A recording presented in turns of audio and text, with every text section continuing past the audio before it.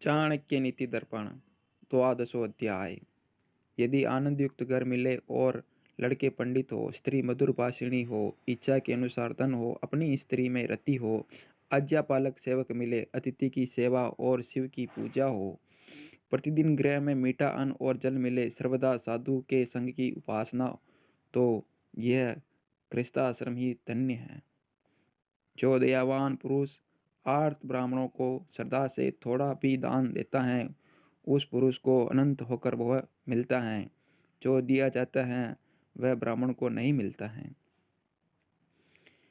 अपने जन्म में दक्षता, दूसरे जन्म में दया, दुर्जन में सदा दुष्टता, साधु जन्म में प्रीति, खल में अभिमान, विद्वानों में सरलता, स्त्रुजन में शूरता, बड़े लोगों के विषय में क्षमा, स्त्री से काम पड़ने पर धूर्तता।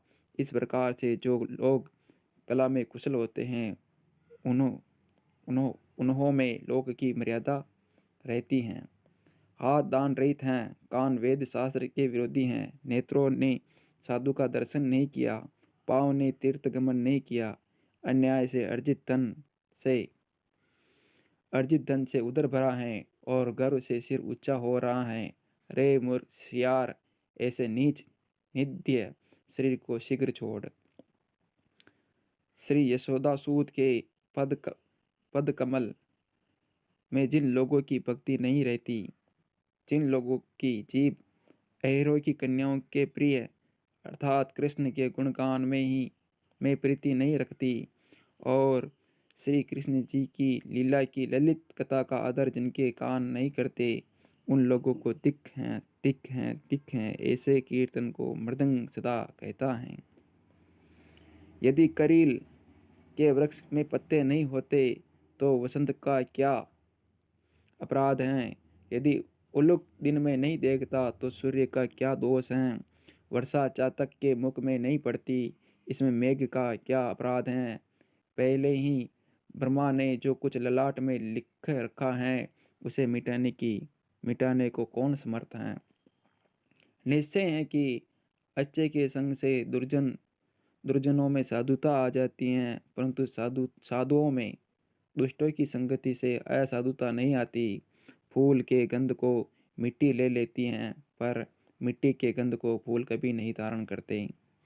साधुओं का दर्शन ही पुण्य है, इस कारण कि साधु तीर्थ रूप हैं, समय से तीर्थ फल देता है। साधुओं का संग शीघ्र ही काम कर देता है।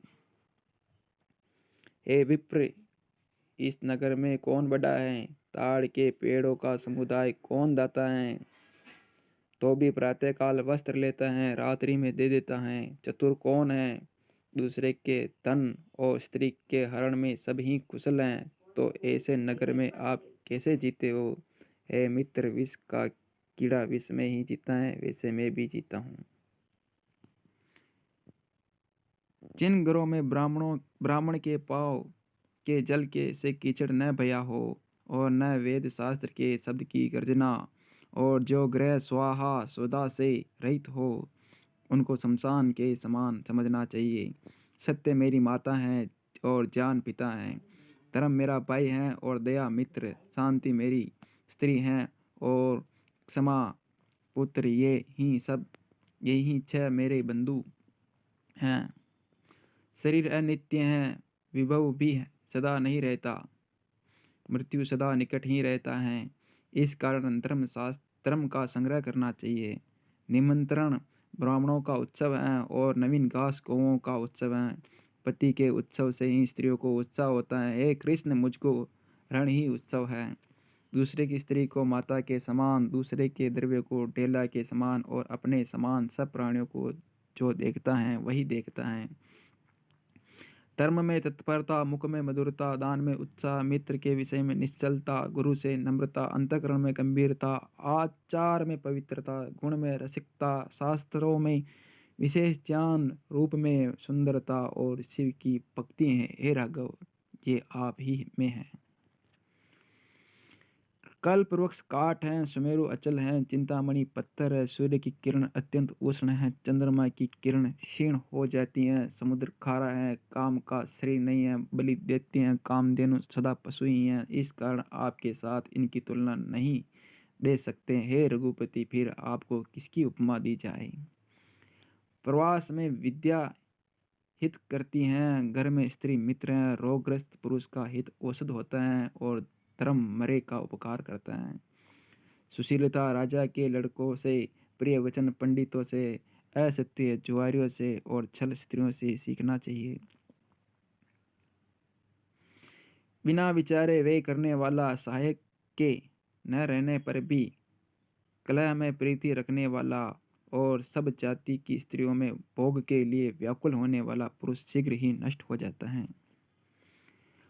पंडित को आहार की चिंता नहीं करनी चाहिए, एक धर्म को निश्चय से सोचना चाहिए। इस हेतु कि आहार मनुष्य को जन्म के साथ ही उत्पन्न होता है।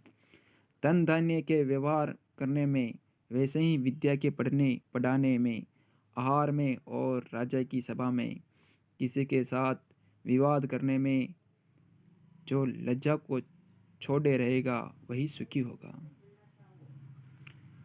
क्रम से जल के एक एक बूंद के गिरने से घड़ा भर जाता है, वही सब विद्या धर्म और धन का भी कारण है।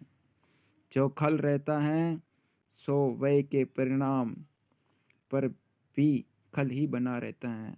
अत्यंत पकी भी तिक्त लौकी मीठी नहीं होती। इति द्वादशोऽध्याय।